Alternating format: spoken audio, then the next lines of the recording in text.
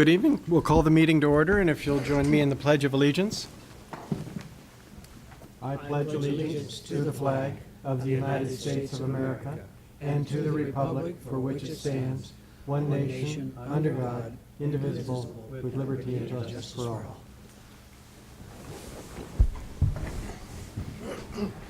So Dee, if you could call the roll, please. Director Nicholson. Present. Director Stewart. Present. Director Wallace. Present. Director Danielson. Present. Director Eben. Present. Great. Our next agenda item is our educational session, which is really exciting. That's The very 4-H. special evening. We do this once a year after the fair. And tonight we'll begin with Bonnie Crawford, who raised the grand champion steer. So Bonnie, if you'd like to begin. Nancy, before they get going. Oh, I'm I just sorry. wanna say a couple of things. Sorry, Didn't realize, Chris, So- you were in the equation. I'm sorry. that's okay. One of my favorite times of the year is when fair time comes around. About 3 or 4 years ago, Nancy asked me if I would represent Washington Hospital at the 4-H FFA auction at the fair. And I'll tell you, I was in 4-H when I was a kid, but I didn't really appreciate the quality of the kids, young men and women, who participate in this. Raising these animals is a big deal, and the projects that they do go a lot deeper than just feeding an animal twice a day and bringing it to auction.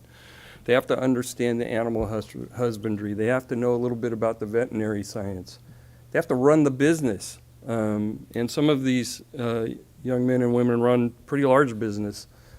Ross and Braden Illingworth, you'll hear pretty soon, run a pretty big breeding operation.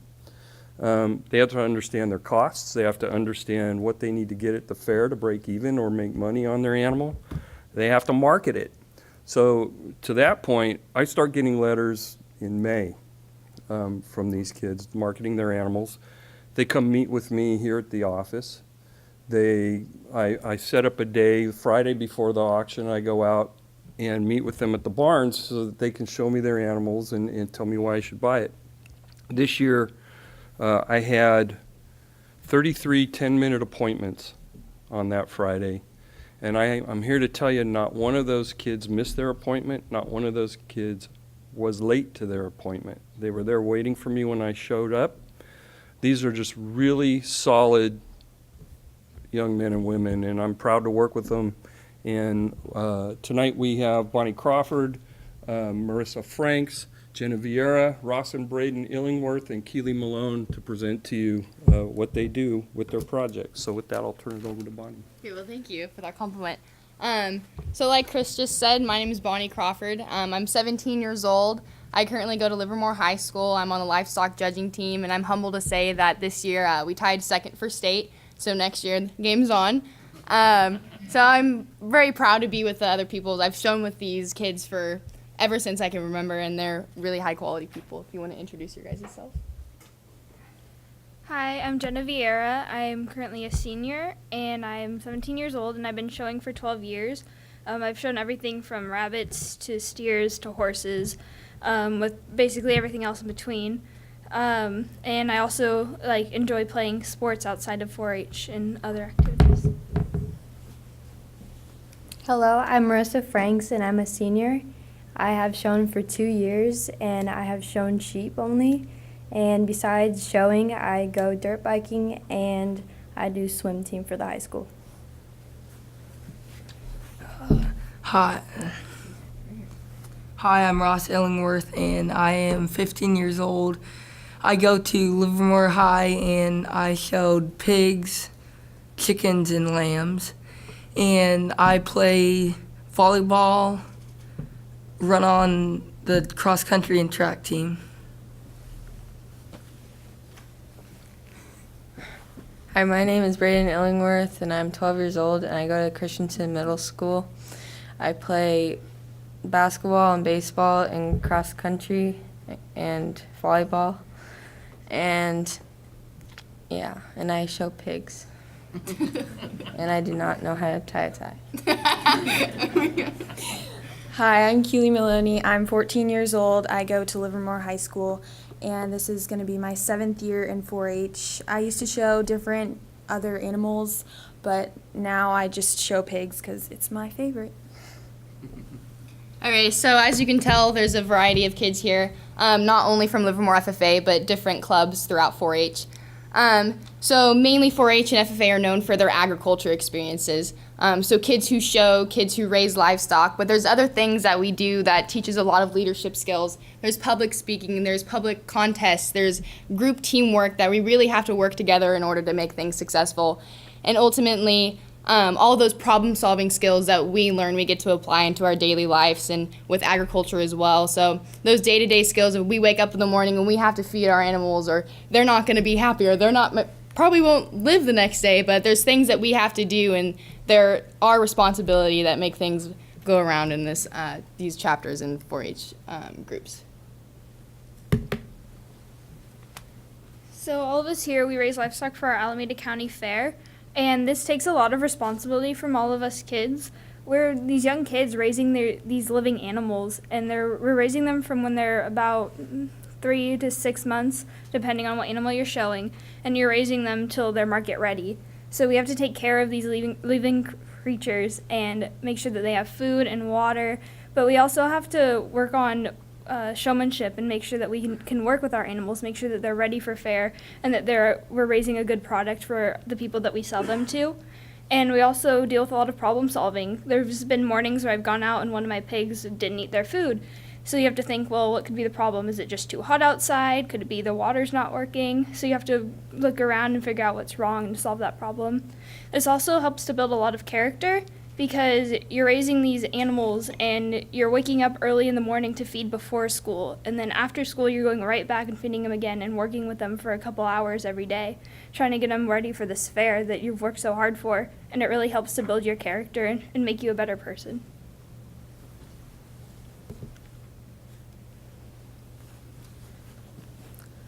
So at me and my brother Ross's house, we do breeding and we sell them to 4-H kids for market hogs. And so what I do is I breed my pigs, or we could do it natural where the boar and the female work together. And then once they're bred, we'll put them in crates to make sure they don't overheat and abort their babies. And then Ross will talk about the weaning. Okay, so me and my brother Braden, we wean the pigs for, like, after when they're in the farrowing crates for 21 days. Then we, maybe like 3 or 2 weeks, we take them out, put them in the show barn, and then we sell them to the FFA or 4-H kids who want to buy our pigs. Oh, sorry. Okay, and then, as you can see, so we have all these feed bags. We have to probably get 3 or 2 pallets a year to feed all of our pigs. Me and my brother Braden, we probably have, so we start with 14 pigs, and then we end up maybe with 10 pigs for State Fair and Alameda County Fair. And then we have this sow named Dodo. She sticks her tongue out. She's very happy, and she had, I think, a supreme champion at a fair. And then, if you didn't see, so we had this pig named Darla. Well, we still have her, but yeah, we have this pig named Darla. She's blue, and if you guys didn't see her at the Alameda County Fair, she was at the Alameda County Fair with 8 babies, and yeah, that's about it. Thanks. Hi, I happen to be one of the 4-Hers that buys from Ross and Braden. I get my pigs from them for as long as I can remember. I've been getting my pigs from them. And so when you're buying your pig, you want to make sure that it's a healthy pig. You don't want it to be sick. You want to make sure it's about this right size, around 40 pounds, so that it's not huge when you get to fair or like an itty-bitty little thing. And then you also want to make sure that it's has at home or wherever you're keeping your pig, it has proper shelter set up and food, water, bedding or shavings at the bottom so that you're prepared to house your animal when you purchase it. So once you have your animal, you're going to be walking it every day for exercise, and that also helps train it for fair so that when you show in the arena, it will walk properly for you. You want to make sure to weigh your pig weekly so you know the average daily gain, so you can either give them a smaller amount of feed or a larger amount depending on how big you want your pig to be. And then when you're preparing for show, basically when you are walking your pig, you also want to make sure to get the head up because that's more presentable. You want to make sure that it can turn when you want it to and can endure being in the arena for a long period of time.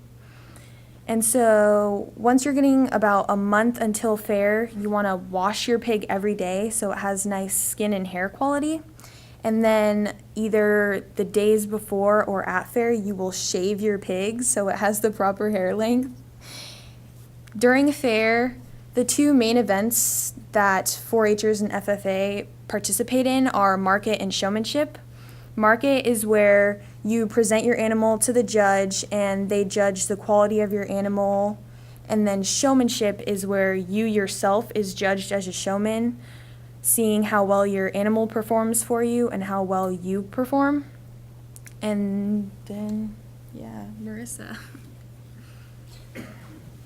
So the average weight for a show sheep is 125, and the Alameda County standard is 100 to 160 pounds.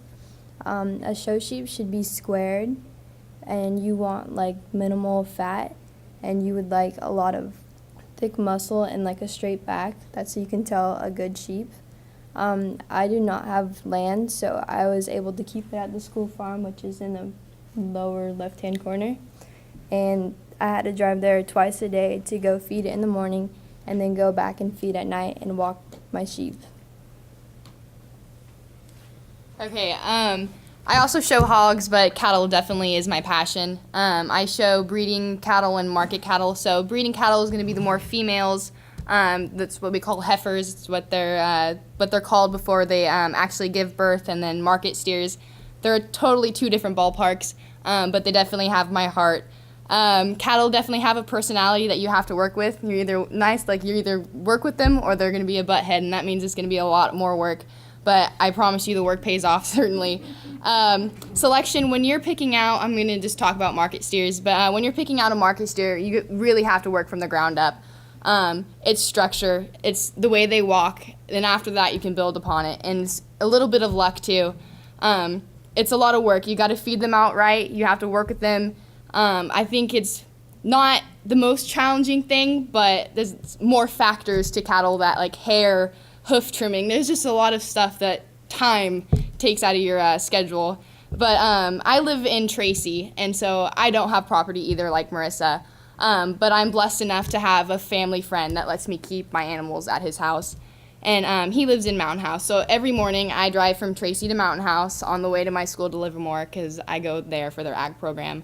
And it's something that I look forward to. It's when I wake up, it's like, okay, get dressed and I'm going to go there. I'm going to like, they're like my kids. Like, it's something that brings joy into my morning. It makes me get up and makes me want to get out of school a little bit earlier to come and feed and work with them again. And all that work pays off through the year. I'm not working just for our fair. I'm working for jackpots. And jackpots are basically, if you think like a mini fair. So there's going to have showmanship and there's going to have market classes. And it's people from all over. There's people that come from out of state for jackpots in California. So they're pretty competitive, and it's a lot of work, and you meet a lot of people, and it's really fun.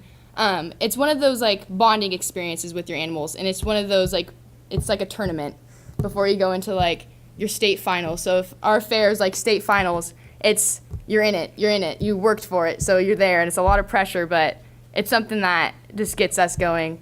And at fair this year, I was blessed enough to have all my hard work paid off. My sister has been showing since she was 9. She had her own little mini like breeding herd, if you would say. So she would produce her own steers and that kind of stuff. And me and my sister have a big gap between us. And so there was a couple years where my family wasn't involved in agriculture. And then I was born. And then we went right back to cattle. And we kind of started where my sister fell off. My sister started winning classes. She worked super hard, and she started winning showmanship. And I was lucky enough for her to pour all of her knowledge into me. And now we're going for state shows, and we're going for nationals. And hopefully this year I'm going to be making it to Denver. So all of this work really pays off. And I know these kids work hard too, and their hard work pays off immensely. And it's just, through this agriculture experience, it molds us into something different. I know not all of us want to be something like have an agriculture degree. I know Keeley, she wants to be a nurse, and I think that's amazing. We learn these skills through agriculture and these programs that help us do whatever we want. And I think that's something that we all not necessarily take for granted, but it's just a door opening, and I think that's really cool. That from showing cattle, I can be able to talk to you guys right now without I don't know, it's just something that I'm really grateful for. So I raise a lot of animals, but one of the ones that I have raised are goats. So first, when you're picking your goat, you really want to check to make sure that they're sound in structure. You always start from the bottom up. You work your way up. Are their feet square? Are their feet straight? Are they pointed out funny? Are they pointed in funny? You got to make sure that you pick those nice square feet, and then you work your way up and make sure that they're still structurally sound. Make sure that their back has that 45-degree angle from the hip to the tail. Make sure that their withers aren't too low, all that. You also want to check for muscle, especially in the loin area, because that's the most well-known part of meat for all animals. And so you really want to check to see if you get one with a big muscle already that you can really work with. Then you want to make sure to exercise your goats, because that will help us build up muscle. You can build up muscle. You don't have to feed it into them that much. You can really, where I keep my goats, there's this big hill, and I just run them up the hill all the time to really build that muscle up, especially in the back end. And it also helps the goats work with you better. You're walking them every day. You're running them every day. You're making sure that they walk with you and that they don't stop and get stubborn and not want to go. And even if they do, you make them go. That will help work towards showmanship, and make sure that they really want to work with you and want to be there and be in the ring and show as best as they can. And you also really need to pay attention to feed. Feed is important. You want to make sure that you give them a high-protein feed, because that helps build with the muscle, but you also have to make sure that they get a lot of fiber in their foods, because goats are a ruminant system animal, and so fiber is how their digestive system works. If you don't have fiber, it won't work as well for them, and then they'll get stomach issues and they won't grow for you. And that's the end of our presentation, but listening to them talk, I know there's a lot of lingo that probably doesn't make sense, but it's our everyday life. And I just want to thank you for having us, and we're really honored to be here and just talk about something that we have a passion for.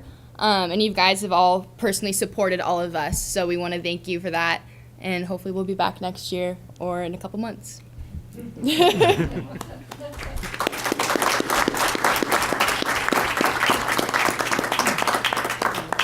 Great, thank you so much. It's always so exciting. I mean, this is the best meeting of the year, and we're so glad to see you. And we actually have a lot of faith in the future, seeing thoughtful, responsible, caring individuals such as yourselves.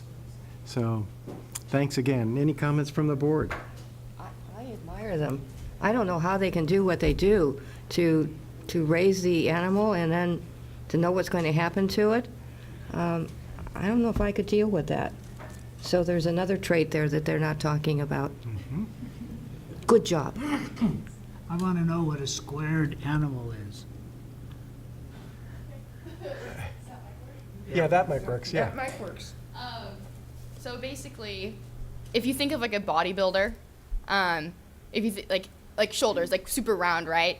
But when you look at any type of livestock, you can kind of see like their hip set and the way their like back is. It literally is a square.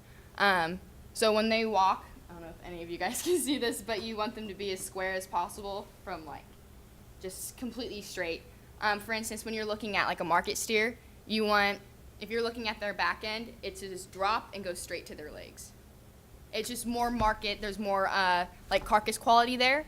So the more muscle, the more square they are, the more product you're gonna receive. Thank you, that's great.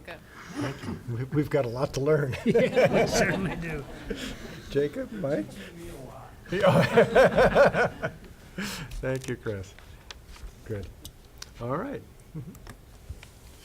Okay, we're going to move on to our next agenda item, which is the consideration of the minutes from August 9th, 21st, 23rd, 28th, and 29th. So moved, Mr. President. Do we have a motion? Do we have a second? Second. Second from Director Danielson. Dee, could you call the roll? Director Nicholson? Aye? Director Stewart? Aye. Director Wallace? Aye. Director Danielson? Aye. Director Epen? Aye. Great, motion passes, minutes are approved. At this point, we'll open the floor to communications orally from the public. Are there any? Dee, did you get any cards? No, there are not. No cards, okay. Given that, we'll proceed on to our medical staff credentialing action items presented by Dr. Choi, and I understand you've got a long list today. I'm ready. Okay, good. Good evening, everyone. We have just 4 new appointments. We have Graham Hamilton, DPM, Podiatry, Tracy Hoon, Interventional Cardiology, Matthew Pantel, Pediatrics, and Sarah Wortman, Vascular Surgery. Temporary privileges were extended to Matthew Pantel, Sarah Wortman, William Wood, is General Surgery, and Nabil Shafti, Interventional Cardiology. There were no locum tenens. There were no emergency temporary privileges. There were multiple reappointments for 2 years, including the following: Natasha Bylan, Pediatrics; Aditya Bhargava, Internal Medicine; Archana Bindra, Endocrinology; Sanjay Bindra, Cardiology; Michael Brook, Pediatric Cardiology; Patrick Burke, Pediatrics; Demetra Burrs, OBGYN; Mark Kokolas, Pediatric Cardiology; Chiara Espiritu, Pediatrics; Crystal Evie, Internal Medicine; Peggy Fang, Pediatrics; Benjamin G., Radiology; David Jackson, Telemedicine; Robert Leatherbury, Perfusionist; Walter Lee, Pediatric Cardiology; Christopher Ma, DPM of Podiatry; Lindsay Matthew, Internal Medicine;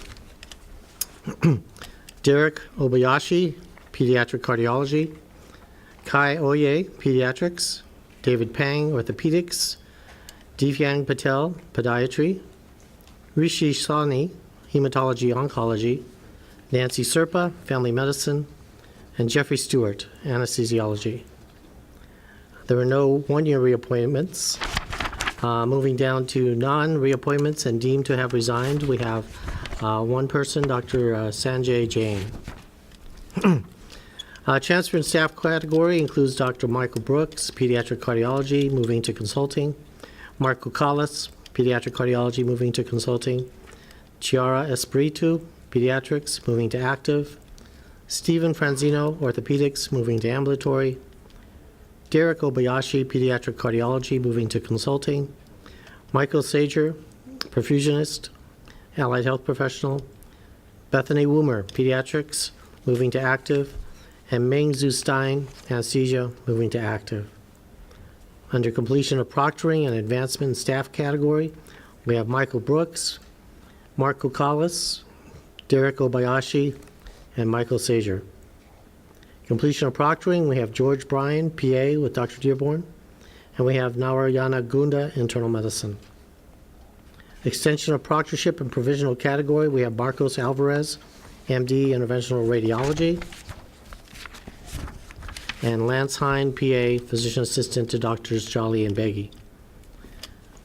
New privilege requests include Dr. Taylor Moore Gates, Intensivist, for moderate sedation; Nabil Shafti, Interventional Cardiology, with moderate sedation; Derek Obayashi, Pediatrics, with developing plans for short and long-term medical management; Krishnamurthy Umapathy, Intensivist, for moderate sedation; and William Wood, General Surgery, for CCU cross-departmental levels 1 and 2.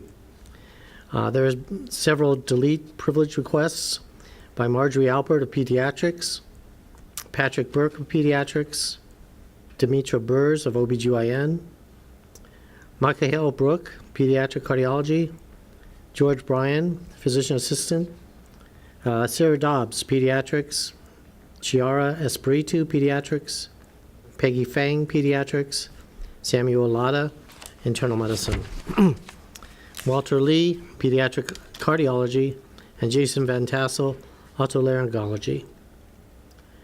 We have several resignations, including Dr. Michael Cooper of Pediatric Cardiology, George Liu, Neuroradiology, David Miller, Infectious Disease, and Alexander Pham, Hematology Oncology Medicine, as well as Lauren Stark, PA, Physician Assistant with Dr. Calais. That's the end of my report. Thank you very much, Dr. Choi. Do we have a motion for approval of the credentialing action items? So moved. We have a motion from Director Wallace, and we have a second? Second. Second from Director Stewart. Dee, if you could call the roll. Director Nicholson? Aye. Director Stewart? Aye. Director Wallace? Aye. Director Danielson? Aye. Director Epen? Aye. Great, thank you very much. Motion passes and credentialing action items are approved. Put them to work. Okay, thank you very much. We'll move on to our Service League report. Debbie, what you been up to? A lot. Yeah, I know, it's always the case. Yeah, it keeps me busy, but I truly enjoy it. Been busy with lots of new things coming on board. Newsletter has gone out. We are doing it quarterly. There was a lot to cover in there, but I think that makes what's good and interesting newsletter. I know one thing for me, the newsletter has always been something that I feel that is really important. It's not just to focus on the Service League, but to be part of Washington Hospital, the foundation, because we're all a team, and that's what I really want to. So this is one way for us to reach our volunteers and let them know what's going on with the hospital as well as the foundation. So that you hopefully have received it or will receive it real quick soon. The other thing is I attended a cause conference, which was in Fairfield about 2 weeks ago. And one thing that was a topic was how recruiting for hospitals. Things are changing a lot in our hospitals. A lot of service leagues or auxiliaries are disbanding, and they are what's happening is that you're seeing the hospital take control of doing the volunteering, but that's not in my forecast. I want to keep us strong and keep us going for many, many more years to go. But it was just trying to reach out and how to get volunteers, because the demographics have changed, the needs are changed, and people's lives have changed compared to what was, say, 10, 20, 30 years ago. So how are we going to reach out to get volunteers? And so we did a lot of brainstorming on that. We also had our Bridge Marathon, and Fran Stone was chairperson. Thank her, Fran, for all her hard work and she's done for us. And they had a successful one. They had quite a few people, and they had their last one in June. And the money that they get from their Bridge Marathon goes to the Service League for our scholarship fund, which we really appreciate. The other thing is that we had a very special volunteer celebrate her 100th birthday. Peg Tate, and I just think it's wonderful. Unfortunately, I wasn't able to attend it because I was out of town, but some of our volunteers did, and there's a picture of them in the newsletter. But I think that's amazing, and she's one of our charter members, so it just makes me feel good. 100 years, wow. I love it. And she looks great, too. One of the other things that's upcoming, we have Top Hat coming up. I'm going to put a little plug in there as one of the co-chairs. I'm really excited about this opportunity to represent the Service League and volunteers, and I'm very blessed and thankful for the invitation to be on that, Nancy. It's going to be fun. I got to go to the tasting, and that was awesome, if I could put it in those terms. It was a wonderful experience, and I hope everybody's very pleased with it. It's going to be a fun night. I think everybody's going to be really pleased. I'm really looking forward to it. I'm not saying any more than that, though, because it's a good secret, okay? Okay, and then the gift shop, where I'm in the process of, we're not going out of business, okay? I know it looks kind of empty, but I'm working on it. We're getting the Halloween stuff up, and then the merchandise will come in, as well as fall harvest. And then we're going to have our holiday gift show for Christmas on November the 13th and the 14th, from 9 in the morning till 6 in the evening. So we have that to look forward to. We are going to be, and I'll report more on those later on in our future board meetings, but it's that time of year. And it's going to get crazy busy, but, you know, I love it. I love it, so. And as for volunteers doing their hours, I'm just going to make this brief here. Total hours of volunteers this month was 2,853 hours. Kids have gone back to school, so things are kind of going down a little bit on the students' portion, but I still think that's a really good show. I want to thank our volunteers for all the time and dedication that they give to us and to the hospital. That pretty much sums it up. Great. Thank you very much, Debbie, for You're all welcome. the great work that you do. Thank you. Looking forward to Top Hat. Yes. Yeah. Yes, it'll be fun. So the food is going to be good. Oh, yeah, it's going to be really good. Okay. And the entertainment as well, I'm sure. Oh, yes, yeah. So it's a be there affair. Great. Thank you very much. You're Debbie. welcome. We'll move on to our medical staff report. Dr. Choi. Well, I'm happy to report that our grand total for the membership is 606, and we have 340 active members. Thank you very much. Nancy, hospital calendar. We'll start with the video. Good. Can we have the video?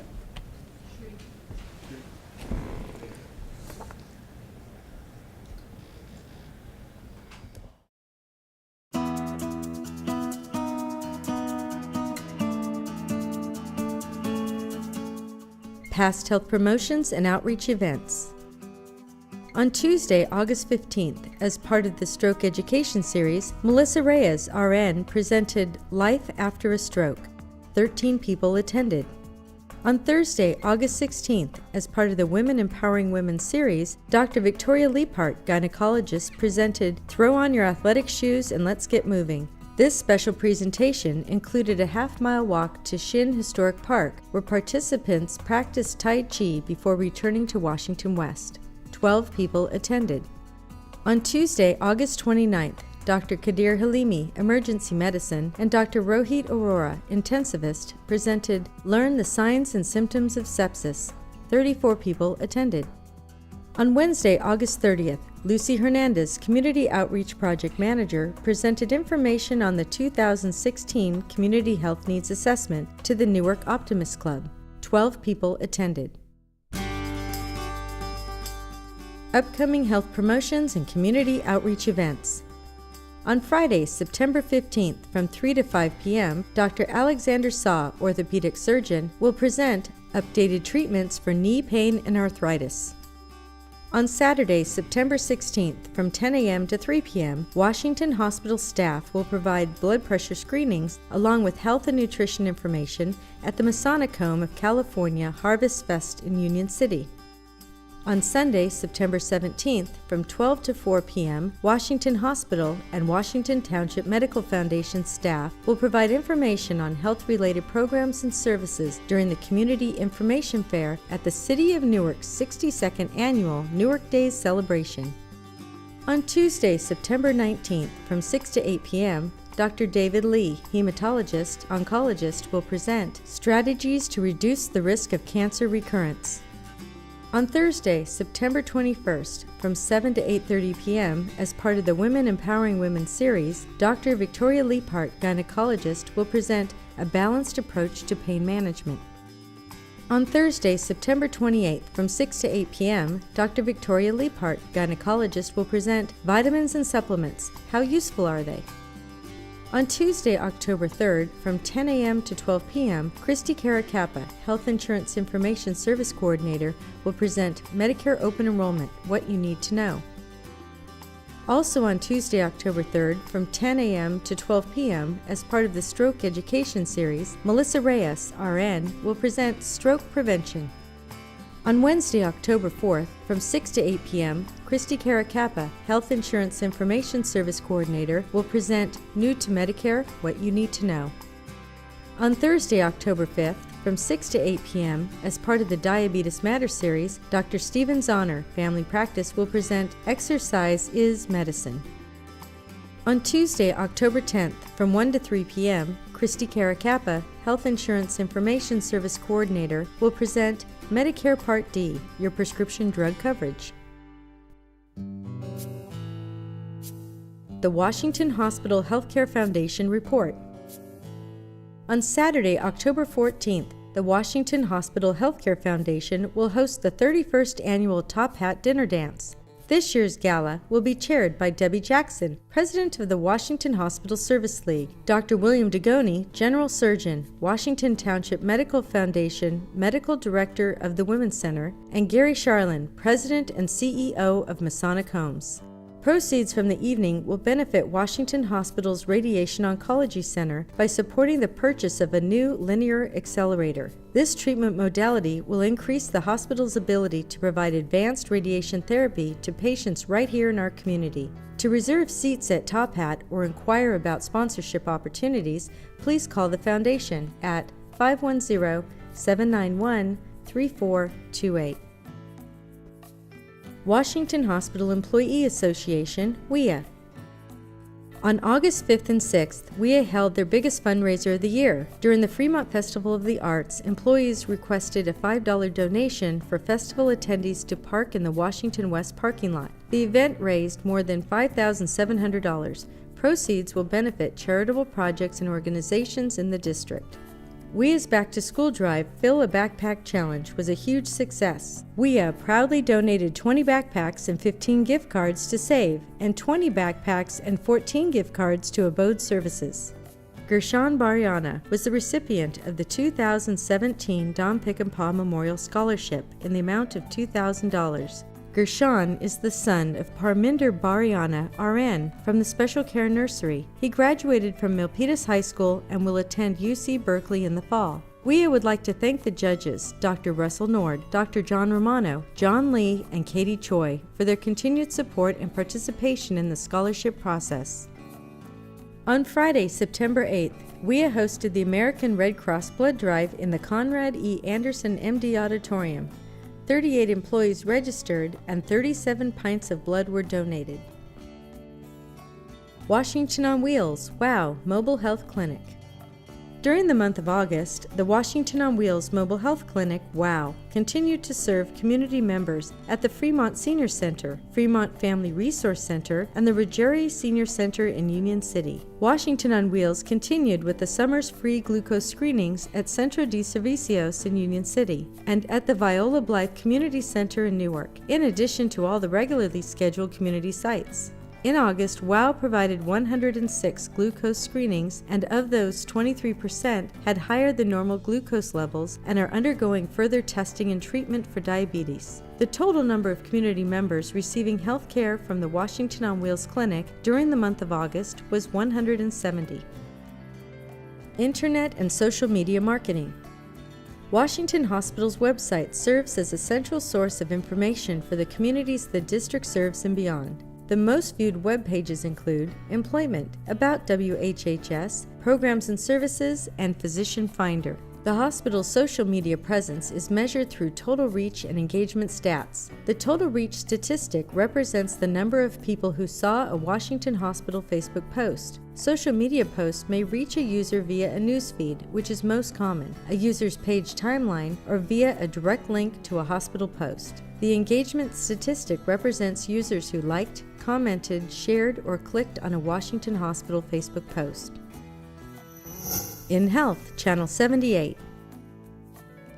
During the month of August, Washington Hospital's cable channel 78 InHealth captured new programming, including a health and wellness program titled Learn the Signs and Symptoms of Sepsis. In addition, InHealth aired 3 health and wellness programs titled Digestive Health, What You Need to Know, Balance and Falls Prevention, and Solutions for Managing Weight, and the August Board of Directors meeting. Awards and recognitions. Washington Hospital and Washington Township Medical Foundation physicians were recipients of the Best of Newark 2017 awards and honors. Readers of the Bay Area News Group newspapers cast votes online to determine recipients. Washington Hospital was the recipient of the Best Hospital Award. Dr. Vanessa Wilson received Best Doctor. Dr. Alexander Saw received the Best Orthopedic Surgeon, and Dr. William Degoni received the Best Surgeon Award. In addition, Washington Hospital Healthcare System was recognized with Best Group Health Provider Honors, and Washington Township Medical Foundation was honored Best Health Provider Award. Additional events and announcements.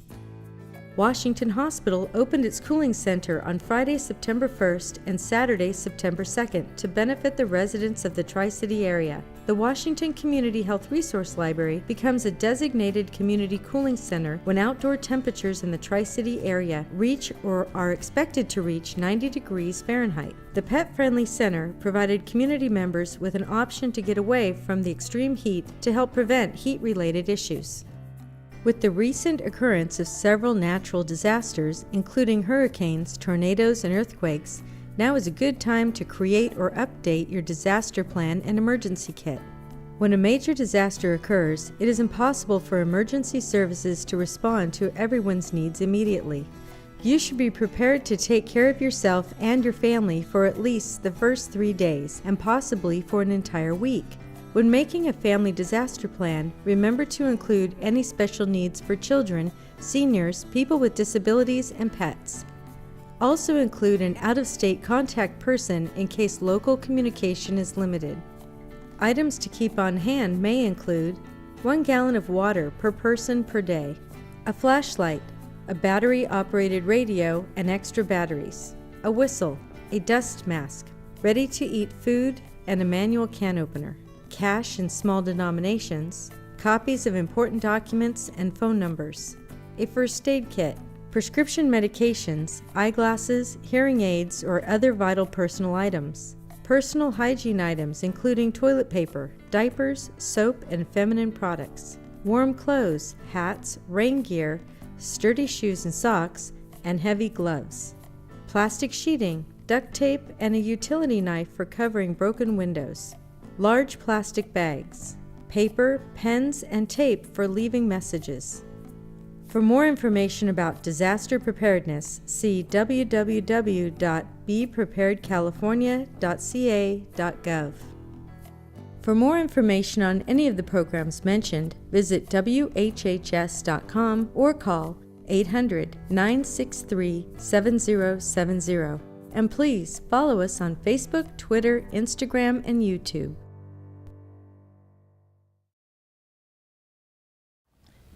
I'd like to introduce our Employee of the Month. Her name is Marlene McGee, and she has perhaps the most unusual commute to work pattern. Her home is in North Carolina. She works 10 days here and then goes home to her family for 20 days.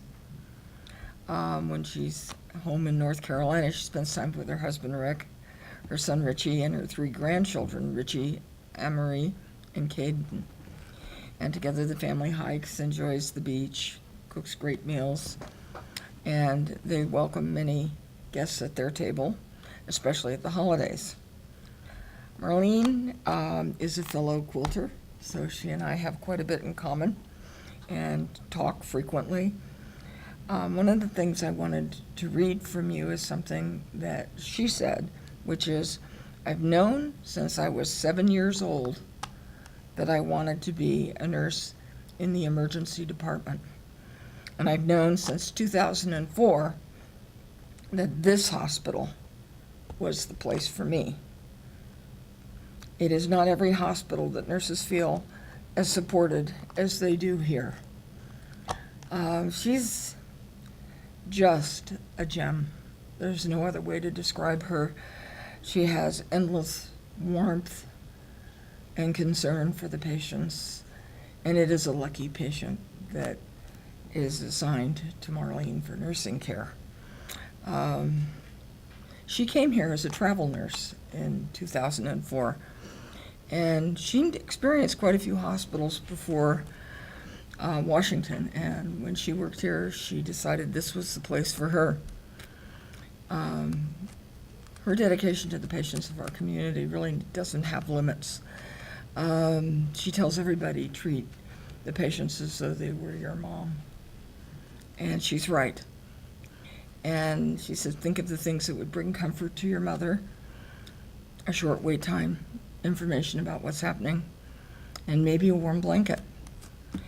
And the patient first ethic was absolutely obvious to her. and I think she represents it very well. We're lucky to have her make this commute, and lucky to have her here for 10 days out of the month. Very proud that she's a Washington Hospital employee. I wanted to say something else about the month that's gone by. During the week of July 17th, we had our Joint Commission survey, and it is an unannounced survey. It is 5 days. At the same time they did the hospital survey, they did our lab accreditation survey. Our survey team consisted of a registered nurse, a physician, a facilities engineer, and a clinical lab scientist. The Joint Commission is the oldest and largest standard-setting accreditation body in healthcare, who evaluates, certifies, and gives accreditation to more than 21,000 healthcare organizations and programs and laboratories across the United States. They survey hospitals a minimum of every 3 years, and labs are surveyed every 2 years. Our hospital and lab surveys were both very successful, and some of the survey activities included direct patient care observation, interviews with clinical and non-clinical staff and medical staff, interviews with the executive leadership and the medical staff leadership, assessment of environmental safety, fire safety and life safety, assessment of infection prevention practices, very extensive records review. Medical staff credentialing practices are reviewed, and the overall lab operations included a very extensive document review. These surveyors were very impressed with our hospital, with the engagement of the leadership, the quality of the staff across the organization, and the quality of care and organizational commitment to patient safety that they observed during their 5-day visit here. During the final report out at the end of the 5-day survey, the surveyor team reported that Washington Hospital received a full accreditation, 3 years, for both the hospital and then 2 years for the laboratory, which is the maximum period. They also noted that there were several best practices that they observed at our hospital, and they are taking them back to the Joint Commission in Chicago for discussion. 1 week went by, and then the state of California arrived for a survey. The General Acute Care Hospital Relicensing Survey. It is also a 5-day unannounced survey. This is the first time we've had this survey. It is a new survey in the state. This new survey format was implemented by the California Department of Public Health on March 1st of this year and merged into the licensing regulations and elements of other state standalone surveys, bringing it into one survey, which focuses on safe medication administration practices, patient safety, quality of care, and infection control. And the survey team consisted of registered nurses, a pharmacist, and a physician. The purpose of the relicensing survey is to verify compliance with state regulations and statutes. Key survey activities included extensive medical records review, direct patient care observation, observation of medication administration, infection prevention practices, and review of our medication error reduction plan. The relicensing survey was successful. The final report was given at the end of the 5-day survey, and minimal findings were reported. And just a few days later, the same survey team returned on August 30th through September 1st to complete a CMS validation survey. We haven't had one here in more than 2 decades, but they do happen periodically, and they have been happening at other hospitals. We're due for our next relicensing survey in 3 years. So 3 surveys in under 30 days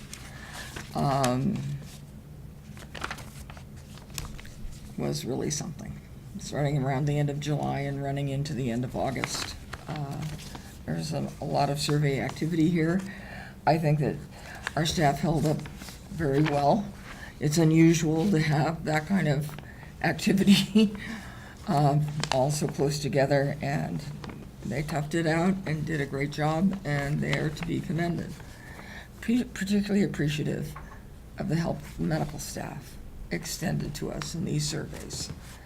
I think they truly impressed the Joint Commission, how engaged physicians are in what we're doing in the hospital. I think that Diane Martin deserves a tremendous amount of congratulations for the excellent job that she did on infection control. I know that the intensivists in Carmen Akawili, Dr. Akawili, and the critical care unit also impressed the surveyors. They liked that A, B, C, D, E, F protocol that Carmen has implemented, she's spoken about here in these meetings. They found a lot to like, and we received considerable praise and interest in how we do things here from the Joint Commission. It was a very satisfactory experience, but an awful lot in a short period of time. Thank you, Nancy.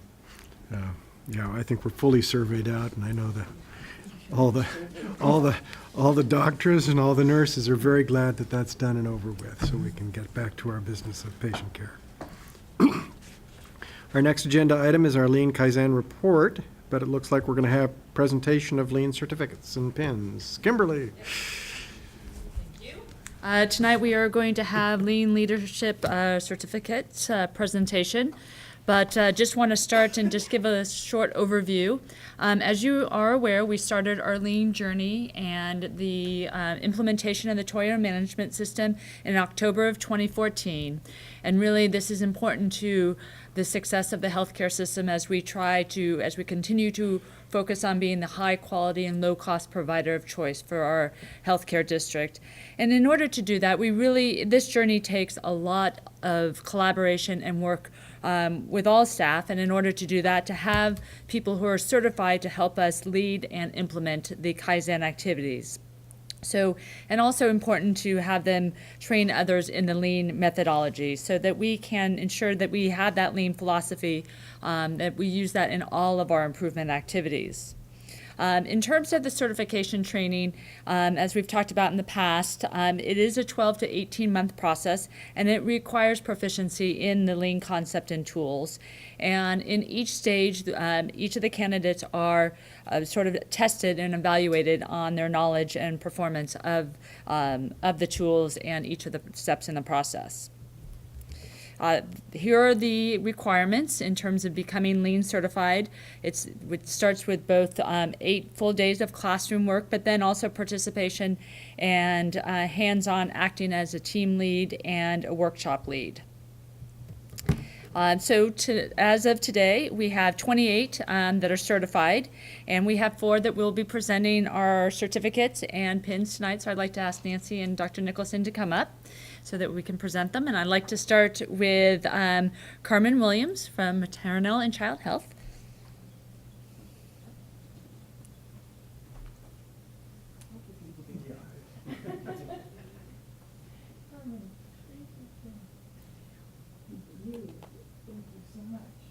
Thank you so much. Glad you got it done.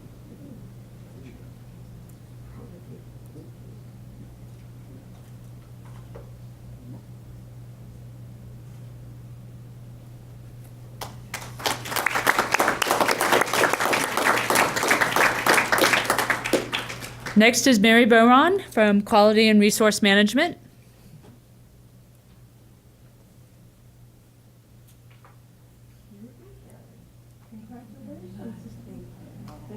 Congratulations, Mary.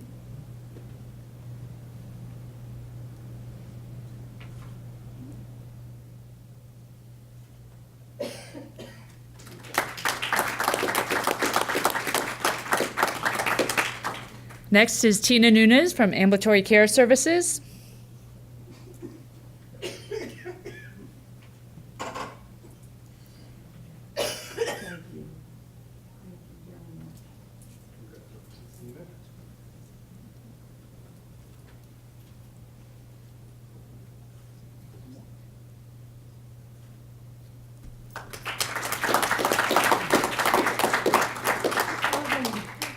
And lastly is Trevin Hunt from Washington Outpatient Surgery Center. Trevin, thank you so much.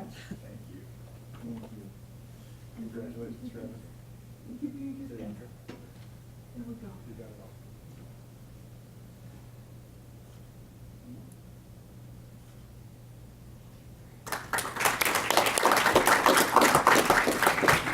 Thank you again to all the recipients. It is quite a bit of work to accomplish this, and thank you for all your time and effort.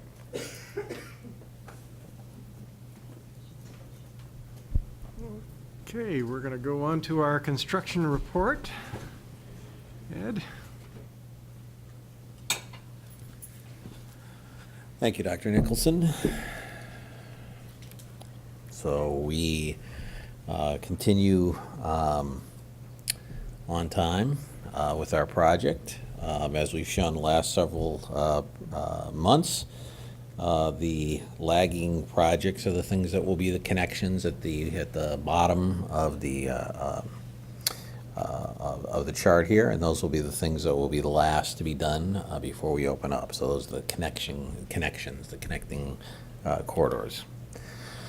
Here you can see, unfortunately, we don't capture the one important part of this room. This is the entry into the PBX space, and you're missing the window, okay? So the window is on the left-hand side, just beyond this wall. So this is, while it's in the basement, we get a window in there, which we have never given our PBX operators. This is the new data room that will be in there, and so we're starting to put in the equipment there, and IT is working on a variety of other things that we will be putting in as part of this project. This is just the entryway into one of the restrooms that's being completed in the downstairs, but you can see the final finishes going in. And you can see we're getting into more detailed finishes with the protection on the walls going into the basement. This is in the ER. You can see, basically you've seen finishes, paint, flooring. Now you can see the doors going on in the different rooms. These are the psych rooms in the front of the emergency department. You can see the final doors going on some of the elevators. And this is one of the terraces that will have access doors so that patients and family members will be able to come out to these patios. And there's two of them located on the second floor of the building. This is just another sort of supply or support space on the second floor. Here's the third floor, so maybe not as advanced with painting and things, but the floors are starting to go down there. And we're moving along. We still, it would be nice to have all the exterior done. It's interesting that the thing that is, there is a big truss in the front of the building that they are just finishing off in terms of the panels and things around that. And pretty much once that's done, we'll be able to have a completed exterior. But it is waterproof and things like that, so no concerns going into the fall. Okay, any questions?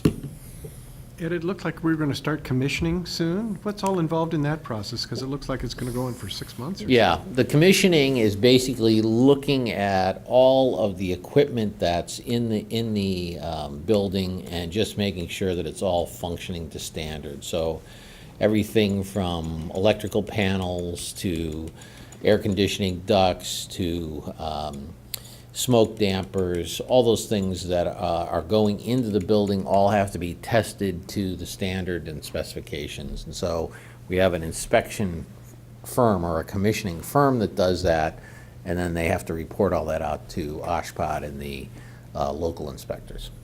We have the electrical connections made already? Yes. Okay. Yes. So the building is fully powered? It's fully powered, and I believe last week they cut in the emergency power as well. Oh, very good. Very good. Thank you. Okay. Any other questions for you? All right. Nice to see. Nice to see. On time. Okay, Mary hardly got a chance to sit down after getting her certification, and now she's got to get back up and give our quality report for quarter ending June 2017. Yes, thank you. So yeah, I'm going to be reporting on our quality dashboard for quarter ending 6/17. Just starting off with our core measure compliance. Starting off with the VTE, so basically how do we prevent patients from developing clots while they're here in the hospital. And recently, as of January of 2017, all of our core measure data that relates to VTE prevention is collected electronically instead of manually abstracted. So CMS is getting a much higher volume of VTE prevention, and we have been lucky enough to stay in the 99% rate of compliance for this last quarter of patients in critical care and patients in the med-surg setting. So they are basically seeing 100% of eligible patients for this. Because it's a new form of transmitting this to CMS, they have not given us a benchmark, but I feel pretty confident in the fact that we're going to be very close or high above the benchmark that they should be coming out with probably around next year. Stroke prevention with core measure bundle compliance continues to do well, 100% for making sure that we're giving these patients the right medication prior to discharge and the right education, and that they're assessed for rehab has been happening 100% of the time. So overall doing very well, which will be great for upcoming Joint Commission stroke survey. Moving into infection prevention indicators, central line associated bloodstream infections. We're just slightly under the benchmarks, so we actually have lower than what the Center for Disease Control would have predicted for a hospital of our size and type. And this was basically 2 central line associated bloodstream infections that came out of critical care. All of these go to the critical care team. We look at a root cause analysis and see what we can determine to prevent those. Again, it's the main focus would be looking at medical necessity of these lines, and if we can get them out as soon as possible once the patient no longer needs that line in place. Catheter-associated urinary tract infections. Also, we had a very sharp decline in this for the last quarter. It was somewhat possibly related to the fact that in May, which is only about midway through the quarter, we were done completing the implementation of the nursing-driven protocol, which allows nursing to remove the catheter when it's no longer medically indicated, rather than having to follow up with the physician. This is criteria that we were able to get approved from the medical staff. We started having the discussion in much sooner to this quarter, and so we don't know if some of it sort of with the education and everything, we started to be able to get the lines out even a little faster than the actual protocol was implemented, but we did have a decline. I hope to continue to see that because we had less than predicted. C. difficile continues to be a challenge. We do remain above the predicted amount that we would expect for our hospital. This was about 12 cases of hospital-associated C. diff. So again, it's just patients that we test about on the 3rd day after 72 hours of admission come back positive. It's not an overall clinical view of the patient. It's just a positive C. diff identified on the 3rd day of admission. We'll continue to do our bundle intervention approach, which of course is going to be continuing to focus on hand hygiene. Antimicrobial stewardship is huge on defeating this, and cleaning throughout the hospital. And I know that Mrs. Farber had mentioned earlier a lot of the surveys we went through, a lot of C. diff discussions came out of those, and we went over our plan with them in detail. We did get some feedback that, they recommended some new pieces of equipment that we may be able to use in cleaning of bathrooms with UV light prevention that can clean. So we're kind of looking at things like that. But in general, the consensus was that we were doing all that we should be at this point and that it was appropriate. They were impressed by our action plan. As you can see, we've been working on it for a while. And they also, especially CDPH, have access to what's going on in other hospitals, and they can see it on the website. So they are aware of what's going on in Northern California and how everybody is struggling with this. Hospital-associated MRSA in the blood, we had 0 infections. That puts us at the 3rd quarter in a row without any MRSA. And VRE, same thing, we did not have any infections in the blood. For surgical site infections, we're required to report 2 on a federal level to CMS, one being colon surgeries because of their high risk for developing SSIs, and we continue to do very well with those, have not had any surgical site infections. Again, this is something that was drilled down in, charts were reviewed. We had to have a lot of discussion about our process for reviewing them. Dr. Martin looks at every suspect, and there's a peer-to-peer review done with the surgical team on these, and so they felt like that was a very well-done validation process, helping us to feel confident in this number. Same applied with abdominal hysterectomy, still seeing 0. These are obviously not the only 2 procedures that we look at. We look at 29 procedures as mandated by California, but again, the focus overall nationwide is for colons and hysterectomies. Nursing sensitive indicators, hospital-acquired pressure ulcers, those have also continued to decline. This is actually only 1 pressure ulcer, putting us right under the national benchmark out of 138 patients that were observed during point prevalence done by CalNOC. So that was a good outcome on the CalNOC survey. Moderate fall injuries, did see an increase here. This is 3 falls that all occurred in patient rooms. These patients were identified as being fall risk. The prevention methods were put in place. Unfortunately, 2 out of 3 were patients attempting to get up and to go to the restroom. Harold and the falls team continues to work on this. I mean, we're continuing to still have our huddles right after the fall and look at, what was going on.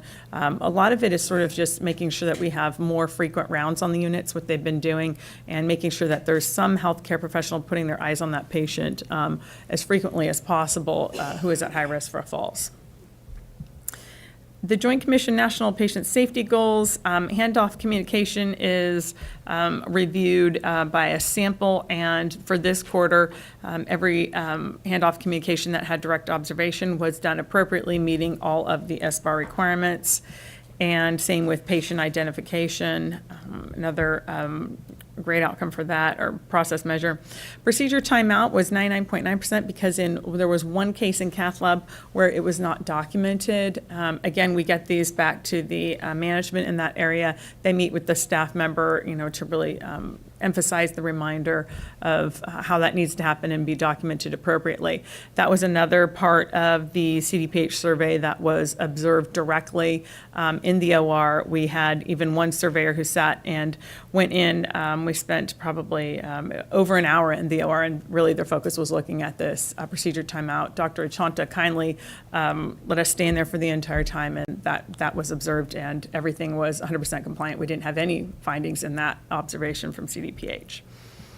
Hand hygiene, 97.8%, and every time a surveyor shows up, they say, wow, you're way above the national average for this. It's going to be interesting when we got to the floors to see what we find. And every surveyor that came back said, in fact, on their direct observations, they were finding similarities. We did not have a single hand hygiene finding in the reports. We talked to them a lot about the Perel usage throughout the hospital. Director of VVS worked with us during this report out for the surveyors and explained, what a large amount of product we're using, which is, of course, one of the ways you can tell if you're really doing hand hygiene. So they were impressed by that, and we were able to sort of validate this number. So we're hoping to continue to work with the plan of continuing surveillance and training hand hygiene observation people all the time on a yearly basis. Readmission rates, this is compared to the CMS benchmark. For pneumonia, we had 5 patients out of 56 that came back within 30 days. That's putting us at a lower than CMS national benchmark.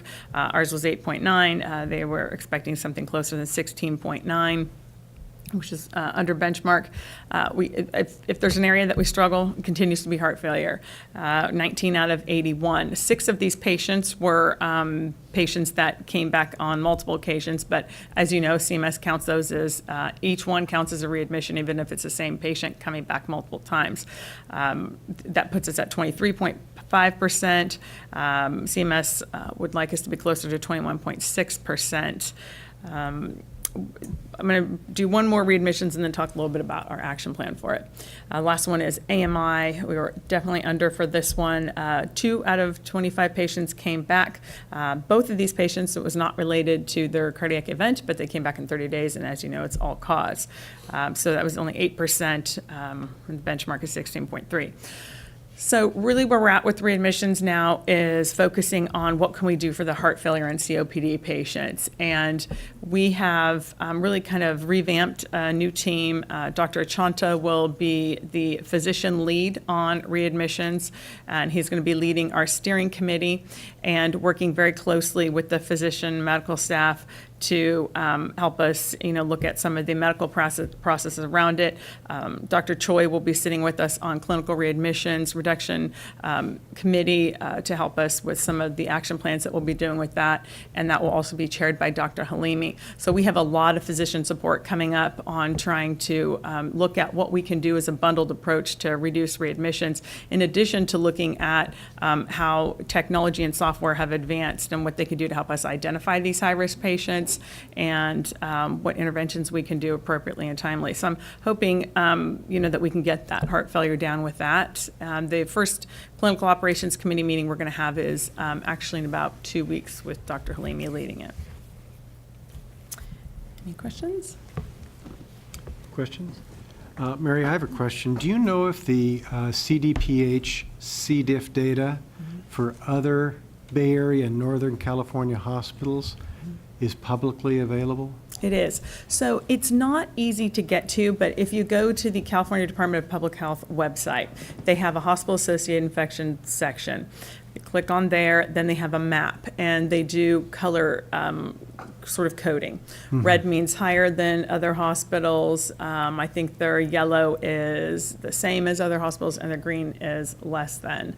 And then you can click, and it'll tell you which hospital has it, which is one of the reasons why, Dr. Martin and I look at it fairly often to see sort of where we are with the community, because we recognize that it's endemic in the population, and there's a lot of skilled nursing facilities around here, and eventually their data will be public too, and it's a struggle for them, and we're really want to try to build a relationship with them to see if we can all be doing the same thing to prevent the spread of it. But it's definitely there available. So the data, is it actually specific rates, or is it just categories of red, yellow, green? Category. It will tell you higher than most Okay, kind of makes it hard to hospitals. trend for individual hospitals then. It does. And I wouldn't say that it's easy for the average consumer to find. Right. Again, it's sort of buried in there on the website. I'm glad they have it there so that, everybody can see it as part of their program. And we've had them come in and help us and give us an analysis, and you can do a voluntary validation. We do that about once every 6 months with Terry Nelson. It's been very helpful. And he shares the data with us with surrounding hospitals also. And I presume other hospitals are not as demonstrative and transparent about presenting the data as we are here in our public sessions. We don't know of another hospital that presents it in a format such as this, no.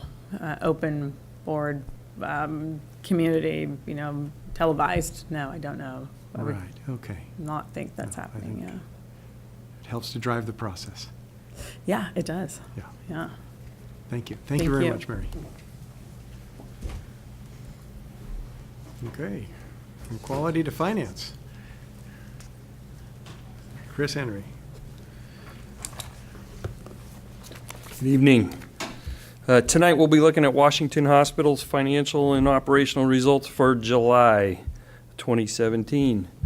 We'll move right into inpatient statistics. Average daily census for the month was 4.7 below budget at 140.7. We had 970 admissions, a little bit higher than the budget of 921.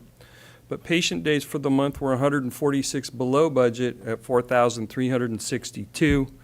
That equates to a lower average length of stay, as you see down at the bottom there, at 4.53 against a budget of 4.89. Our outpatient observation equivalent days for the month were 23 below budget at 149. We'd expected 172 in July.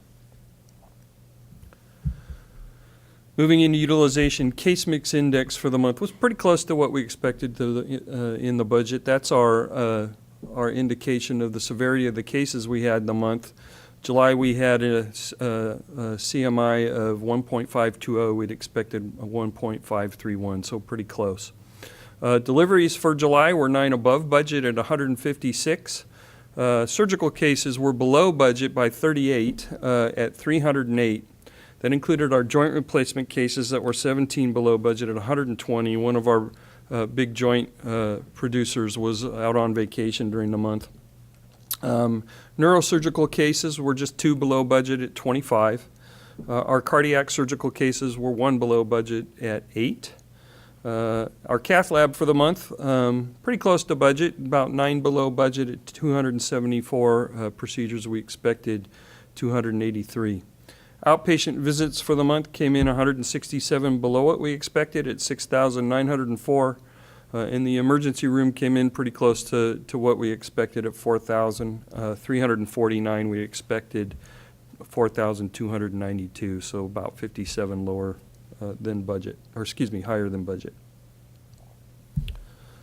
Quick look at the distribution of the cath lab activity for the month. Cardiac cases actually were the highest level of activity in the cath lab in July at 48%. Peripheral vascular procedures were 31% of the activity in the month, followed by non-vascular interventional radiology procedures and neurointerventional radiology. Looking at productivity, our productive FTEs for the month were 22.5 above the budget at 1,185.2. We had 221, almost 222 non-productive FTEs for the month, leaving us with total FTEs about 23.1 above the budget at 1,407.1. Our FTEs per AOB, full-time equivalents per adjusted occupied bed, which is our productivity measure, came in above budget at 7.31. We were really waiting on these. Nancy mentioned the surveys we endured at the end of July and August. There's a month-long window that they can come in. We are, in a way, held hostage by that time period. We need to keep people available in the eventuality that they do show up, and during that time they continue to prepare, and I think we saw the benefits of that in the results. But that really is what drove the FTEs in the month. Moving into the financials, first we'll look at our Governmental Accounting Standards Board presentation. This is the presentation we're required to use as a governmental agency for our audited financials. Total patient revenue for the month came in $5.4 million below the budget at $154,071,000. But our contractuals for the month came in below budget at 75.75%. We did have a favorable payer mix, and within the PPO bucket, we had a favorable mix. So that really drove those contractuals down. So we ended the month with actually net operating revenue $412,000 above the budget at $37,869,000. Operating expenses for the month were pretty close to budget, about $319,000 above budget. And we had some offsets going on there. Salaries and benefits were above budget with our higher FTEs, and we had some higher health and welfare claims. Also above budget was our interest expense in the month. This was a residual amount of interest that we needed to book in July as a result of the 2007 revenue bond refunding we did back in June. All the cash flow related to that activity occurred in June, but we realized there was a piece of residual interest expense that we needed to book in July, so that's what's driving that. Those were offset by purchase services and pro fees that were below budget, driven by medical fees, consulting and security costs, and our insurance, utilities, and other were below budget by about $183,000. We just had lower usage of power in the month, and actually our insurance is going to be below budget most of the year. Those final costs ended up coming in lower than we expected. So we ended the month with actually an operating loss of $762,000, actually $93,000 better than we expected in the budget. Non-operating income for the month came in $115,000 above the budget at $1,874,000. largely driven by our unrealized gain on our investments of $193,000. So we ended the month with a total bottom line that was $208,000 above the budget at a little bit over $1.1 million. Take a quick look at our Financial Accounting Standards Board format. This is the way the financial markets would potentially adjust our GASB presentation to look at us. Operating bottom line doesn't change at $762,000 loss. We pull out our tax revenue that supports our general obligation bonds, debt service, and that unrealized gain on our investments to end up from a FASB perspective with non-operating income of $337,000 and a total bottom line of a $425,000 loss, pretty close to the budget. So are there any questions on July's results? Okay, go ahead with hospital operations. Preliminary results for August. Good. And I'll mention once again that we knew as a certainty that there was another survey coming. The only one we didn't know about was the CMS validation survey. So staff were kept on board knowing that the state had a deadline and that they were backing right into it. I think we were the last one everybody finally got around to dealing with. And so we did have one follow the other, and we are going to be overstaffed in this month.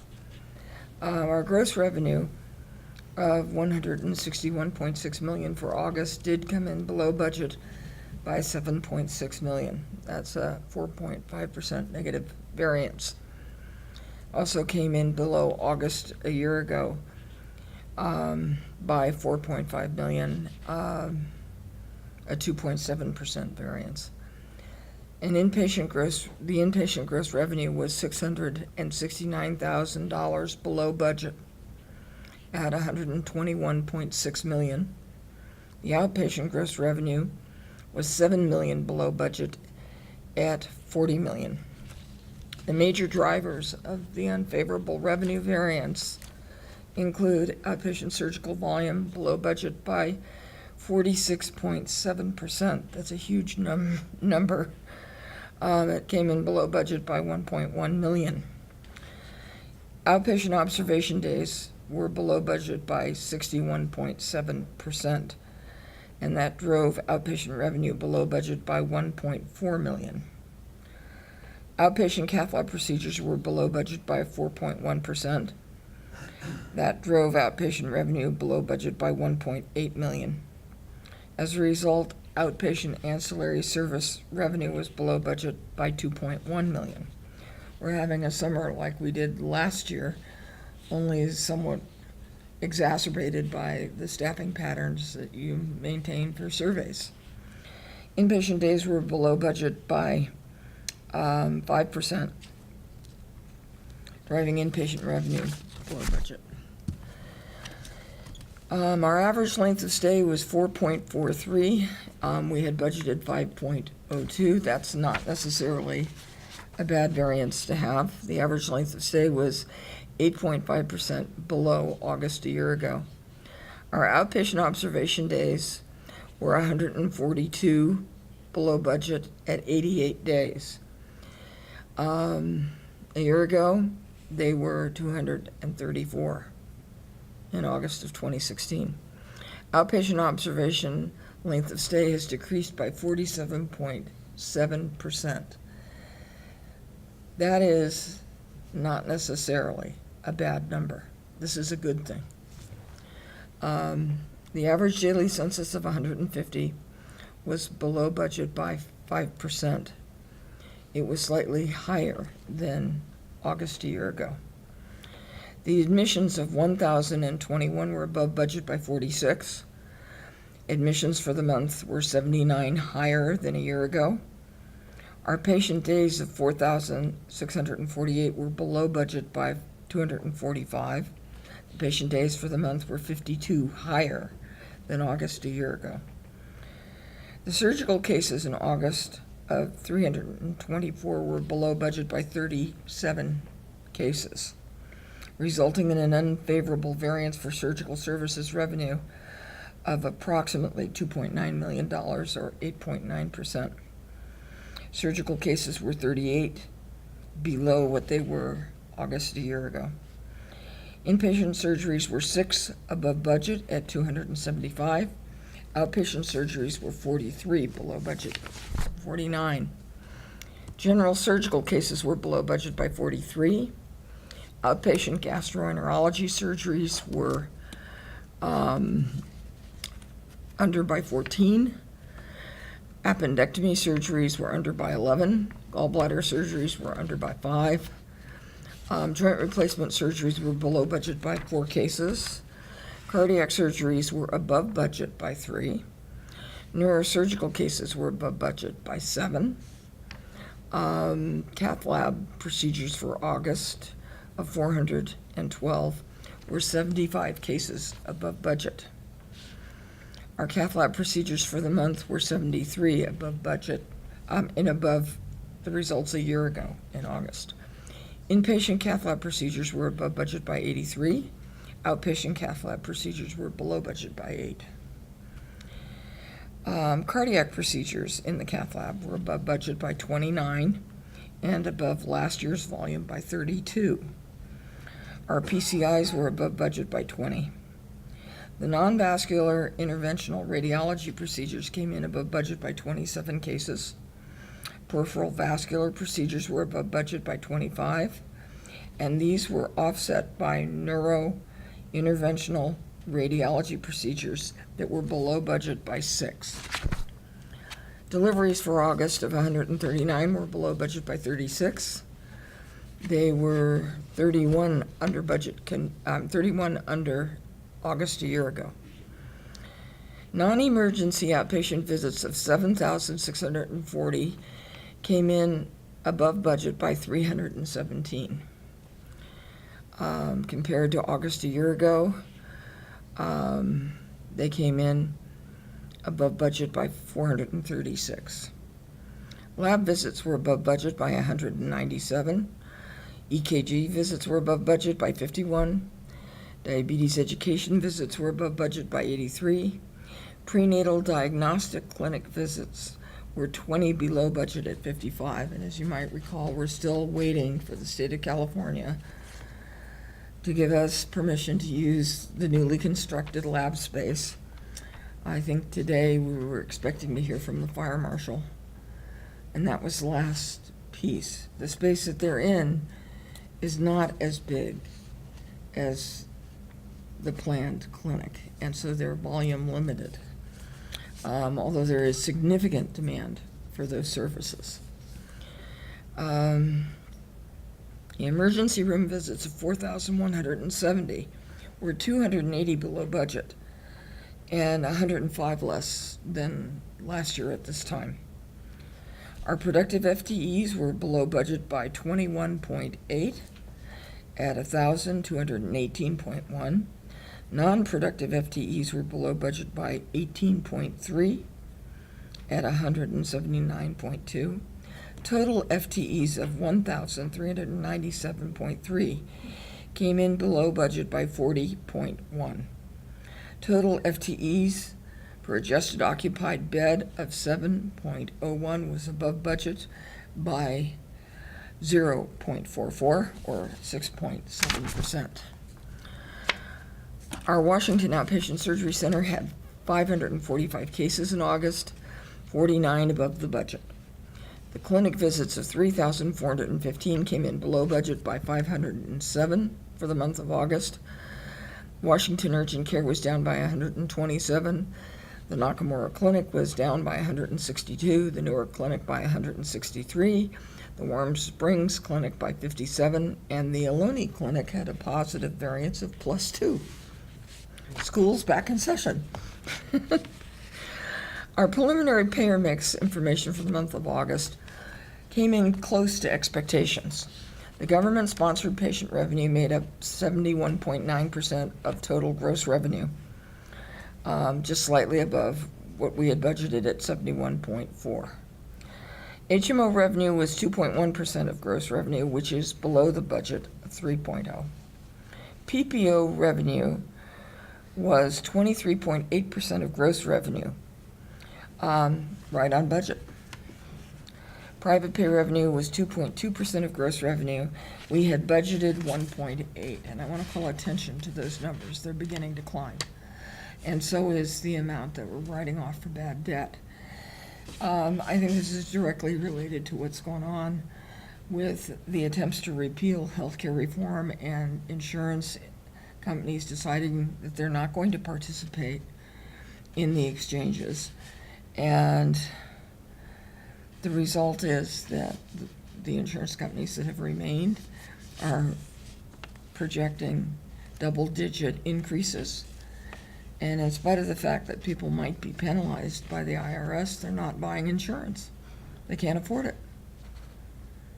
And open enrollment is upon us shortly, and we'll see the increases then. It's going to be, I think, a trend in the opposite direction that we've seen over the past 3 years, where people just simply don't buy insurance.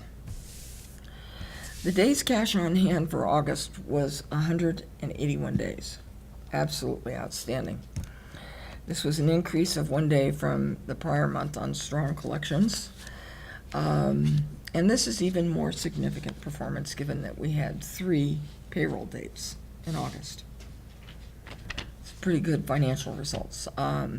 The days of gross revenue and accounts receivable were 57, also a very good result reflecting strong performance by the finance division.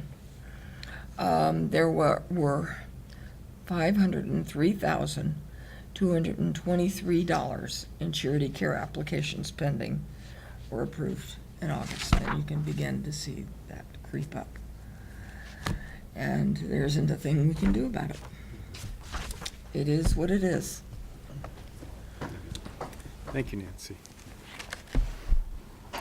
At this point, we're going to move on to our action items tonight, and the first action item is for consideration of the Chief Executive Officer employment agreement and at-risk compensation. I would invite our hospital counsel, Paul Kozachenko, to come up and give some introductory remarks. Thank you, Dr. Nicholson. As you know, annually the board considers the Chief Executive Officer's employment agreement. In particular, consideration is given to adjusting base salary and making an award of at-risk compensation. Tonight for the board's review are 3 action items. A base salary adjustment consistent with the board's compensation philosophy, which would mean an adjustment of base compensation around the 65th percentile of the California peer group. A second item is an award of at-risk compensation of up to 20% of base salary, consistent with the board's compensation philosophy, which would not exceed the 75th percentile of the California peer group. And 3, an extension of the term of the employment agreement by 1 year. In your board packet are 3 documents related to the agenda item. A memo from me which provides more detailed background information on the process you use in adjusting the Chief Executive Officer's cash compensation. The memo also summarizes your compensation philosophy. Nothing has changed from the prior year. Second item in your packet was a memo from the Chief Executive Officer, which summarizes accomplishments during the prior fiscal year. And 3, a copy of the Integrated Healthcare Strategies report for 2017. Integrated Healthcare Strategies is an independent healthcare compensation consultant. The information in the report provides the board with independent data of base salary and total cash compensation for comparable California healthcare organizations. This report provides the board with information it needs in order to make decisions about the Chief Executive Officer's base salary and total cash compensation. It is important to note that these documents were posted last Friday on the district's website and were available for the public to review and download. I'm happy to answer any questions you might have regarding my memo or the IHS report. For questions regarding the Chief Executive Officer's memo, she's obviously here and available to address your questions. With that, Thank you very Turn it much, over to Paul. you. I appreciate all the information. I know this was provided for all of the board members for review and understanding. And we have actually 3 action items here tonight. The first action item is to consider adjusting the chief executive officer's base salary to around the 65th percentile of the California peer group, which is consistent with the board's compensation philosophy. And according to the Integrated Healthcare Strategies report on page 13, the 65th percentile is at 836,000, which means that the chief executive officer's current base salary is around 3.47% below the 65th percentile. If the board considers a raise of 3%, then the chief executive officer's base salary will be slightly below the target 65th percentile. And if the board decides on a higher amount, perhaps 4% or more, then the chief executive officer's base salary will be above the 56th percentile. So 65th. What did I say? 56th. It's been a long day. 65th percentile. Thank you. At this point, I would invite the board to make any comments or ask any questions before I open up this item for public comment. So we need to decide as far as somewhere between 3 and 4%, I would imagine, would be appropriate. Well, I'd like to say something. Please.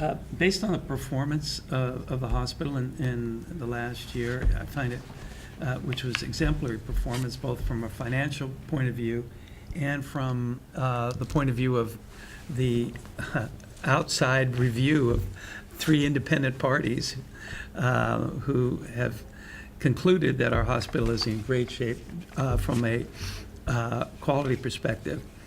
So we not only have made strong financial results, which are really independent of the taxpayer support that we get to support our bonds. It's totally independent of that. And a budget that is nearly $500 million a year. So based on the financial performance and the quality of the surveys, we serve 350,000 residents in our community.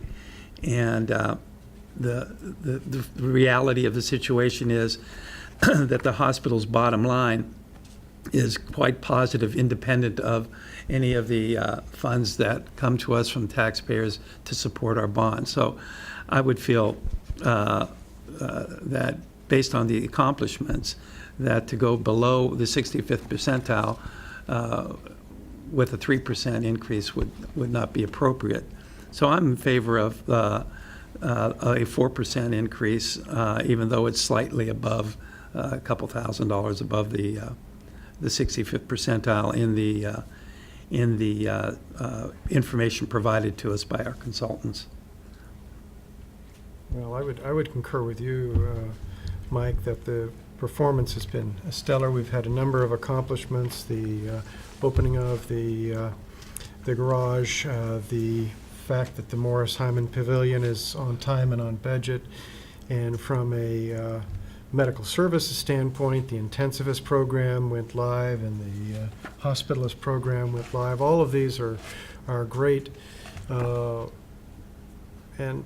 undergirded by the wonderful financial performance that we've had, which has allowed us to bring these programs to fruition. So I think 4% sounds about right to me. I would encourage comments from other board members. Jacob, or? Well, I mean, pretty much, I didn't want to repeat the same things. The compensation philosophy, what we considered was to target the CEO's base salary, the 65th percentile of the California peer group. Mm-hmm. And like you said, since it was below, the target was to make it 65th. Mm-hmm. So that was, I think we had a consensus of opinion on that. And then also she pretty much met all the matrices for the incentive salary increase also. So that was a 20%. So, I have no hesitation in concurring with what both of you had just mentioned about the 4% increase to make it 65th. Okay, thank you. Pat? Thank you. Tonight, we heard about all the awards and recognitions and the survey results, and I know that going through a survey for any type of facility is maximum stress. You're supposed to be prepared at all times for it, but it's a test, and you have to be prepared for the test. And I think that Nancy has shown that what it takes to get us to that point, and I think to award her anything less than the 4% would just not be the right thing to do. She has used the extensive knowledge and experience that she has to the maximum of leading this district in a positive direction. So I'm in favor of the 4%. Thank you. Pat, Bernie, you always have cogent remarks to make. Tonight it's frankly difficult to add anything to what's been said. The hospital has done extremely well. The hospital has done really, really well, and we have a board policy of staying as close to the 65th percentile as we possibly can, and we're just arguing over a few $1,000s at this point. I don't see any reason to stay away from a 4% raise, which would take us just slightly above what we've committed to in the past. I think it's just wise to make that decision. I think it's worthwhile. I know we've talked about it many, many times in the past year, but the Integrated Health Systems report is a report of many hospitals in California of similar size, similar complexity, and similar operations as our hospital. And we use that data that they prepare for us to look at this 65th percentile. And that 65th percentile is not taken just from the air. It's taken from several hospitals with similar results. And so we're right in the ballpark with a competitive market. Mm-hmm. And I think it's just important to maintain that percentage. Mm-hmm. Thank you. Any other comments before I open up the meeting to a public hearing? Then I will open this up to a public hearing. Is there anyone in the public that would like to say anything in regard to this agenda item? Seeing none, the public hearing is now closed. And would any of the board members like to make further comment at this point? If not, I'll entertain a motion. Mr. President, I hereby move that the board increase the chief executive officer's base salary by 4%, which is around the 65th percentile of the California peer group, which equals $840,320. That is an adjustment. This adjustment shall be effective as of July 1st, 2017. Second. So we have a motion by Dr. Stewart and a second by Director Wallace. Any other comments from the board? If not, Dee, if you would call the roll. Director Nicholson. Aye. Director Stewart. Aye. Director Wallace. Aye. Director Danielson. Aye. Director Epen. Aye. Motion passes. 4%, Nancy. Thank you Thank very you, much Vic. for Thank you. excellent performance. We have another item, which is the consideration of an award of at-risk compensation of the CEO of up to 20% of the base salary, consistent with the board's compensation philosophy. According to the Integrated Healthcare Strategies Report, if the board were to award a full 20%, which would be $161,600 based upon performance this year, we would still not exceed, that means we would still be below the 75th percentile of CEO compensation. Total comp. Total comp. Thank you, Mike. Does the board have any comments or questions before I open this item up for public discussion? So even though we might be slightly above the salary compensation, 65th percentile, the overall total compensation is a little bit less than the 75th percentile. Right. And Should we go with full 20%? Should we go with the full 20%? Well, for the reasons I already stated, and I think that the public should know that, and I think you know from the slides that we have, we've generated tremendous amount of financial achievements and medical achievements. And managing 1,400 employees, I can tell you, I've probably in my time managed maybe as much as 900, but 1,400, I can't even imagine that. And I know you have an excellent team, and you've built a home where 600 plus doctors can come and practice their craft and serve 350,000 people in our community, residents in our community. And in the manner that we've done it, I think it's exemplary, considering that you have to control a budget of nearly $500 million, which is an amazing number. So we have enormous numbers that you're responsible for, and you've built a fantastic team that assists in managing those enormous numbers. And so I think that you certainly deserve the 20% incentive at-risk compensation. Thank you, Mike. I would certainly concur with that. I think I have little to add. Pat or Bernie? I'd like to make just a couple of comments. Sure. Just recently, we read in the paper of Doctors Hospital Medical Center going bankrupt and selling now that property to make up for some of the deficit that hospital had generated over times. So instead of a hospital that's providing needed medical care to a community, we now have a parking lot for a casino. To me, that is just beyond understanding. And it leaves many, many people in that area without proper medical care or without the ability to travel great distances to receive that care. The fact that our hospital is not running a deficit, in fact, we're able to service the members of this district well and put money back into the system to build our new building, to provide equipment for that building, and to move forward in many, many areas as we've seen throughout the years. I can't imagine at this point in time considering anything less than a full 20% at-risk compensation to the CEO. She's done a remarkable job in very difficult times, and I support that completely. Thank you, Dr. Stewart. Dr. Epen?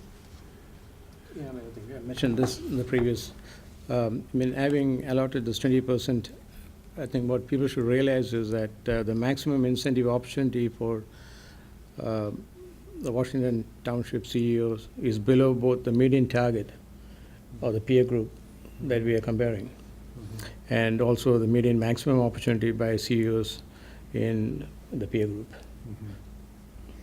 So I think 20% is pretty much, I have no hesitations. Thank you, Pat. I would have to agree with everything that has been said, but I would like to put an emphasis that all of these accomplishments, this teamwork, has been done under some very adverse conditions. We all know that healthcare in this country right now it's an extreme challenge, and yet we seem to be managing very, very well with meeting those challenges. And I think it's because of the leadership that Nancy has provided. So I would be in agreement for the 20%. Thank you very much, Pat. At this point, I will open this second agenda item open to public hearing. Is there anyone in the public that would like to say anything regarding this agenda item? Thus seeing none, the public hearing is now closed. And is there any more comment from the board? If not, do I have a motion? You do. Thank you. Mr. President, I move that the board award at-risk compensation to the CEO based on its current compensation philosophy in the amount to equal 20% of base salary, which equals $161,600, which does not exceed the 75th percentile of the California peer group. Thank you. Do we have a second? Second. We have a second from Director Wallace. Any other comments by the board members? Any discussion? If not, Dee, please call the roll. Director Nicholson? Aye. Director Stewart? Aye. Director Wallace? Aye. Director Danielson? Aye. Director Epen? Aye.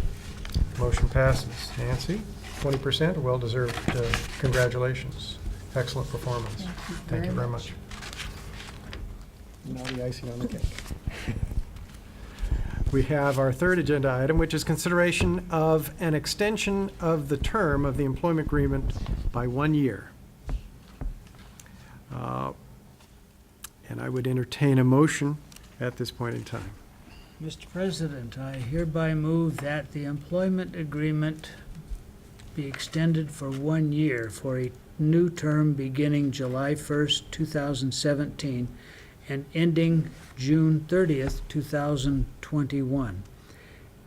And the President of the Board be authorized to execute an amendment to the employment agreement consistent with the actions taken here tonight. Thank you, Dr. Stewart. Do we have a second? Second. Second from Director Wallace. Does the board have any questions or discussion on this matter before I open up for public comment? If not, I open this third agenda item up to public hearing. Is there anyone from the public that would like to say anything about this particular agenda item?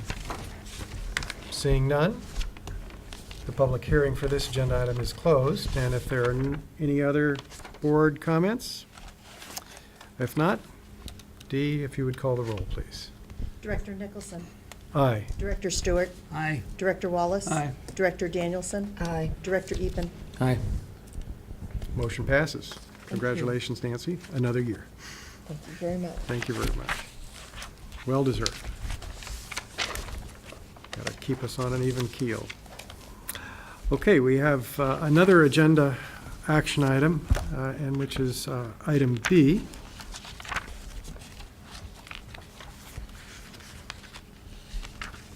The expert system. Yes. Upgrade. Right, so Bernie, if you could present that, and Nancy will give us the background. Mr. President, in accordance with the district law, policies, and procedures, I move that the board authorize the chief executive officer to enter into the necessary contracts and proceed with the purchase of the implementation services for the expert system upgrade in the amount not to exceed $397,518. Thank you very much. Do we have a second? Second. We have a second from Director Wallace. Nancy, can you give us background on this piece? Yes, this is in our fiscal year 2018 capital budget. The Philips Expert Information Management System is used to document and manage data for the cardiovascular workflows in our cath lab by our cath lab clinicians and support staff. Our current version will no longer be supported as of December of this year. And an upgrade is needed to keep the software current for security, compliance, and interoperability purposes. So I would highly recommend the board approve this. Dr. Troy would appreciate that. Good, good. Is there any discussion from the board? If not, Dee, could you call the roll, please? Director Nicholson? Aye. Director Stewart? Aye. Director Wallace? Aye. Director Danielson? Aye. Director Epen? Aye. Motion passes. Item C. E. Well, I guess it was item A, 1, 2, 3, and B, and C. However you enumerate them. All right, this is the radiology decision support. In accordance, Mr. President, in accordance with district law, policies, and procedures, I move that the board authorize the chief executive officer to enter into the necessary contracts and proceed with the purchase of implementation services for radiology decision support for a total amount not to exceed $76,591. Thank you. We have a motion from Director Stewart and second from Director Wallace. Nancy, you want to give us some background on this item? This is an example of another unfunded mandate from the federal government. The Centers for Medicare and Medicaid Services, CMS, issued an imaging clinical decision support mandate that is scheduled to go into place on January 1st, 2018. The mandate requires providers to consult appropriate use criteria when ordering all outpatient advanced imaging exams. This includes the cath lab. To meet this requirement, we plan to implement a solution that integrates with our Epic electronic medical record system and helps providers choose and document the most appropriate medical imaging exam for the patient's clinical condition. This particular system brings in American College of Radiology appropriateness criteria to physicians at the time of ordering. It also includes the American College of Cardiology content specific for cardiac imaging. I believe that appropriateness documentation is going to be the basis on which CMS next draws a line in the sand and finds a way to disenfranchise payment for physicians and hospitals alike, and that the appropriate use issues are going to become huge this year. This is critical for our survival. It will allow us to get paid for what we need to do for our patients. So I don't think we have much choice in this one. No, we don't. No. Great. Any comment from the board? All right, let's, Dee, if you could call the roll, please. Director Nicholson? Aye. Director Stewart? Aye. Director Wallace? Aye. Director Danielson? Aye. Director Epen? Aye.